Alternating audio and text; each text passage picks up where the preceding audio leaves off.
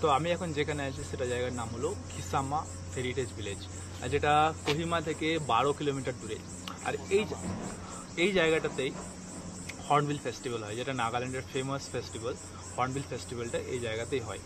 তো পিছিয়ে যেটা দেখতে পাচ্ছ, যেটাকে বলে মোরাং, মানে এখানে যে 17টা অ্যাকর্ডিং টু গুগল ট্রাইব আছে, তারা নিজেদের প্রত্যেকটা একটা করে এরকম ঘর বানায়, আর সেই ঘরগুলোতে এসে তারা থাকে 10 দিন। তারা কিন্তু কোহিমাতে থাকে না, তারা বিভিন্ন আলাদা আলাদা ডিস্ট্রিক্টে নাগাল্যান্ডে থাকে। বাট সেই 10 দিনে ওদের সিলেক্টিভ কিছু লোক এখানে এসে তাদের ট্রাইবের কালচারটাকে রিপ্রেজেন্ট করে। আর তোমরা এখানে আসলে ওদের ফুড ট্রাই করতে পারো, ওদের যে ট্রেডিশনাল ড্রেস আছে সেটা ট্রাই করতে পারো, ওদের কালচারের যে ইম্পর্টেন্ট জিনিসগুলো আছে সেগুলোও এখানে রাখা থাকবে, সেটাও দেখতে পারো। আর ভাত, যেমন রাইস, পোর্ক, রাইস বিয়ার, খুব একটা ইন্টারেস্টিং জিনিস, রাইস বিয়ার টেস্টি হয়, সেটাও তোমরা এখানে এসে ট্রাই করতে পারো।